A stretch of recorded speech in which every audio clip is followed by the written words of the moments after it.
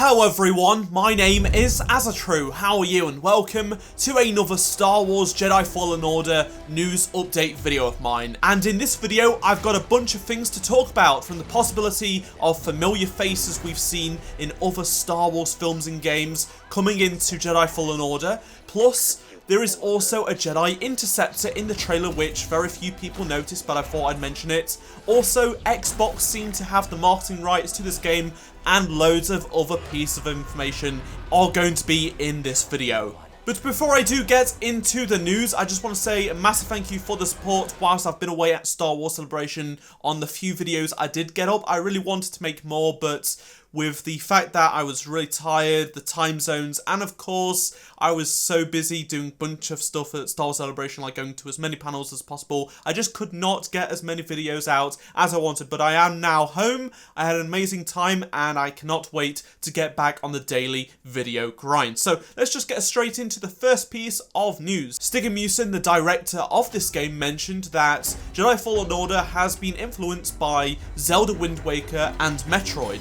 In an interview, he stated this is how they've sort of approached how the enemies are and how you can upgrade your abilities and stuff like that. Also, on the Microsoft Store page for Jedi Fallen Order, that you'll have freedom to decide when and where you go next. Now, we did know back from the panel of the reveal of Jedi Fallen Order that we would have freedom to retraverse maps in new ways as you upgrade your Force abilities and the lightsaber. However, it wasn't specifically mentioned if you could specifically choose where you go next.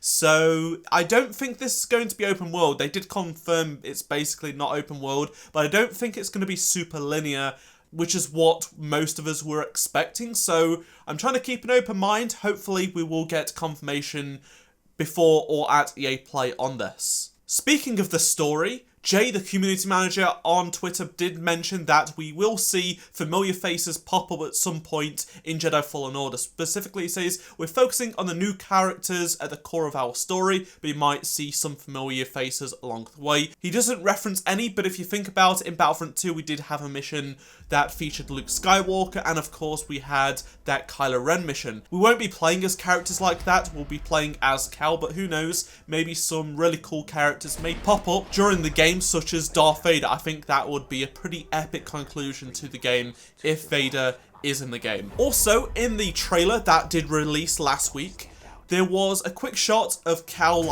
opening a mechanical door, and I didn't see this at first, and a lot of people didn't notice it at first, but it's actually got an ETA-2 interceptor. You can see the astromech droid on it, and it's got a bit of a dark blue kind of purple colour to it, and it specifically has the Jedi Order logo on, not the Republic logo, which is what was seen on most ETA-2 Jedi interceptors. Now, this opens a ton of possibilities and asks a lot of questions. Whose Jedi Interceptor is this? Whereabouts is this? Is this on a Venator, or is this in some sort of Jedi tomb or something like that? We just don't know yet. There was also an article posted to StarWars.com confirming the existence of the Art of Star Wars Jedi Fallen Order book, which was leaked a few days ago. I did mention it in a video before Star Wars Celebration, but we have a few more details, such as the release date, so this is the official description. The Art of Star Wars Jedi Fallen Order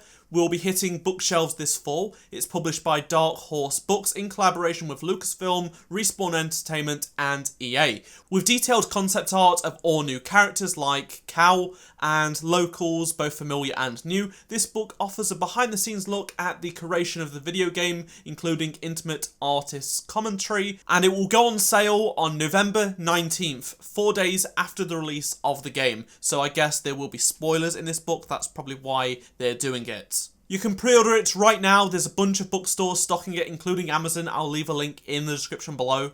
I'm really glad this is coming out, as I'd love to have seen something like this for Battlefront and Battlefront 2. Next up, I've got some Xbox One enhanced details. So on the Xbox store listing for Jedi Fallen Order, it specifically states Xbox One X enhanced, which is what you'd expect from any new game, but it specifically states 4K Ultra HD as a feature, so it's going to be running at native 4K at one point, or at least in a certain mode in the game, which is great to hear. It's also going to have HDR10 support, which is what I'd assumed we'd get anyway, but not every game has this, but it will also have a variable refresh rate. So if you are using a monitor that supports upwards of 60 Hz, so 120 Hz, 144, and you're using the Xbox One X, you're probably going to be getting a higher refresh rate on Jedi Fallen Order, which is really awesome to see, because not all Xbox One X games actually support this. I also wondered, does Xbox have the marketing rights to Jedi Fallen Order like PlayStation did with Battlefront and Battlefront 2?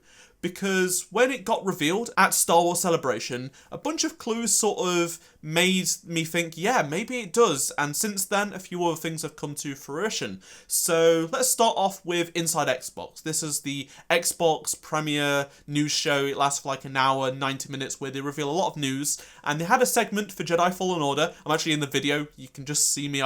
They was filming just outside the panel and during the panel, and it was pretty cool to see it filmed. And basically they were talking about it. PlayStation didn't have anything like this, and then they also gave out Xbox One X's during the panel. They also gave attendees of the Jedi Fallen Order panel a 1-month gold subscription alongside the Jedi Fallen Order poster and a pin badge. It's also the first platform listed on social media posts, and this only happens typically when there is a marketing deal involved, because when it was the Battlefront 2015 or Battlefront 2 social media posts or adverts, whatever, they'd always post the PlayStation 4 as the first platform, then Xbox, then PC, because PlayStation had the marketing rights, whereas all the social media posts, even from the official Star Wars Twitter accounts on Jedi Fallen Order, have all been Xbox One, then PlayStation, then PC. So this is just a bit of a find that I thought I'd mention, because to some of you, you may find it interesting. It just means the branding of Xbox will be at the end of future trailers, and we could see Jedi Fallen Order extended gameplay at E3 on the Xbox stage, which is very exciting, because EA Play is going to be happening before E3, but when games have like a marketing segment for a chosen platform, whether it be PlayStation or Xbox, there is typically more footage and more details revealed at a different event, such as what happened with Anthem and Battlefield 5 last year. More details were revealed at the Xbox event after the EA Play briefing. There is also going to be officially licensed Jedi Fallen Order merchandise. There are 2 shirts right now, a white and yellow logo for Jedi Fallen Order, but more is going to be coming via the Star Wars collection by Designed by Humans, which is a very reputable merchandise creator. They've done a bunch of stuff with Star Wars before. They've made tons of official stuff, including the current Rise of the Skywalker logo t-shirt. They've worked with a bunch of other gaming brands as well, so I'm not really surprised on that. But if you do want these shirts, there'll be links in the description below. Also, Jay, the community manager on Twitter, confirmed there is no plans for DLC at this moment in time.